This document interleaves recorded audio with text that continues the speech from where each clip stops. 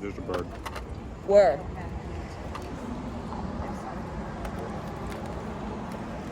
Bird's very expectantly waiting for me to drop here. We can pretend the puppy's the bird this time here. Oh, look! Oh, that's such a dick bird. He just took it and he flew away. He didn't share it with the others. That was a chunk the size of his head. Hey guys, welcome back to Mukbangs with my puppy minus the puppy because we are still on vacation and Josie's at home. I'm gonna play the puppy in this episode. How so? I'm just gonna eat a lot. You're gonna eat a lot. So we are still in Cape May and we are at the Madison Bakery and we got ourselves Stickybuns, which they are famous for. They are very famous for the Stickybuns, and they're giant, and they are, as the name implies, very sticky, but also incredibly delicious. Fresh made every day. They didn't have any napkins, so we're gonna get really sticky today. Exactly. We've got cold that's coffee. how I can play the puppy. You can just feed me. No. Worth a shot. And it's actually our 11th wedding anniversary, and tomorrow is our 20-year anniversary for being together. We thought we would share the story of how we got together. We met because of 9/11. We were both at school in NYU. Yes, we didn't know each other actually. We did not know each other. We didn't know each other. I was in a dorm. So yeah. Oh, you got donuts? Jesus. Yeah. It's an anniversary. Calories don't count. What is it? What are we looking at? So sticky buns, a pumpkin donut, and a toasted coconut donut. Can I move? Yeah. I don't want to toss anything, but hopefully you guys can see that they're delicious. Again, freshly made. And we were in college. The whole city was shut down. It was the strangest situation because that was the deadest, the silent, the most silent, the most closed off, the emptiest I've ever seen New York City in that week following 9/11. You could walk down Broadway in the middle of the road and not get hit by a car because there weren't a car. True. And everybody was, unsurprisingly, incredibly kind of depressed and just alone. Nobody was getting together. But businesses didn't really shut down. Businesses were still continuing. People were still trying to get... For a few days, I think they were shut down. A little bit, but I'm saying, the restaurants were still open, and you still had the capability of sort of socializing, but just nobody felt like socializing. Yeah. And one of our friends, several days after, a week after to the day, essentially, while we were all sitting at home, not going to college, unsure of the next immediate few days, unsure of the future,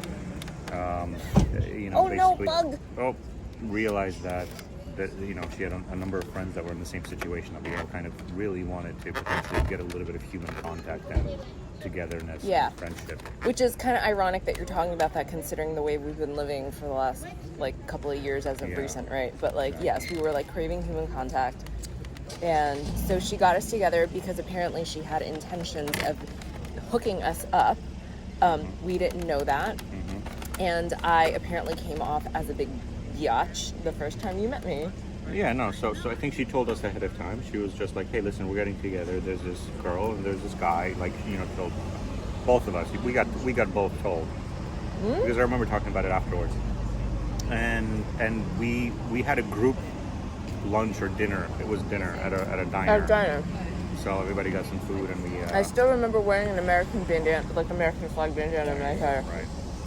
And we got together. It was a larger group of people. Just it wasn't just the two of us or anything of that nature. And we ate and we talked and everybody kind of felt a little bit better. And I went home. Basically, was like, oh, that didn't work out. Basically saying, oh, that's never going to work. This girl hates me. So. Oh, I'm sorry. Did it come off really that bitchy? Yes. Really? Yes. What did it? So that was it. Wait, so then, wait. Then how did we get together? Because somebody gave somebody, oh my God, AIM. That was back in the day of American, no wait, oh my God. What was it called? What was AOL? What did AOL stand for? American Online. So AIM was American... AOL. Okay. Did I get it from her and I messaged you? Is that how it worked? I don't know who messaged you first, but... So to this day, we wonder if we would have gotten together if 9/11 actually didn't happen. Which I guess for us was a very positive outcome for a terrible time in history. Oh my god. And they don't go. I'm sorry, bug, you have to go. I flipped them away. You were in Midtown, but the year prior you had been living in the Water Street dorm, which I didn't know you back then, obviously, which had an amazing view of the Twin Towers. I had my sophomore year of college, I lucked out and I got a penthouse. So this is how real NYU kids. Well, you could stay in the dorm, but the dorms are oversubscribed. So NYU essentially rented a non-dorm building. It was a condo building. Essentially, they rented. It was right off of Wall Street, on Water Street in New York. So at the time, it was kind of a dead area. There wasn't much. Was it really? Residential. Back in 2001? Yeah, it was all business. The moment business shut down at 5 or 6 p.m., the area just closed out. Everything closed because there were just workers there. There were very few people living there. Now it's the complete opposite. Now it's a hopping area with really expensive housing. But so penthouse. Not that it mattered anything. It wasn't any larger than any other room, but it was just all the way at the top. Like an apartment you would never afford again unless you were a well-to-do New Yorker. I mean, at this point, that's probably a $7,000-8,000 one bedroom, right? Which is, for that sort of budget, I'd be buying something considerably, or renting something considerably different because again, that's not worth. But again, the views were amazing, and my view was directly onto the World Trade Center. Whoever lived in that dorm after you, whoever lived in that dorm, the day after. Well, not only that, but obviously, if they were there and saw it happen, that was traumatizing. But you couldn't stay there. Like that whole dorm was depopulated for months.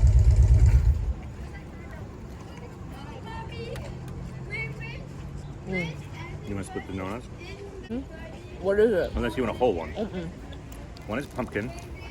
This one's pumpkin. This one is toasted coconut, as the toasted coconut on top implies. Okay. I'm gonna be that guy. I'm gonna eat donuts with a knife and fork because. Well, we don't have any napkins. That's the thing. How do you still Stickybuns with no napkins?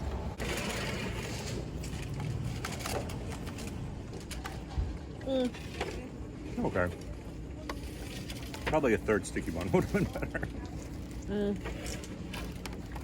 I'm not gonna touch my donuts. They're not worth. They're not worth the calories. They're not worth the calories. I mean, they're good, but we do recommend this place though. There's a reason why we're back. For the sticky bun, yeah. Just get the sticky buns. That's a good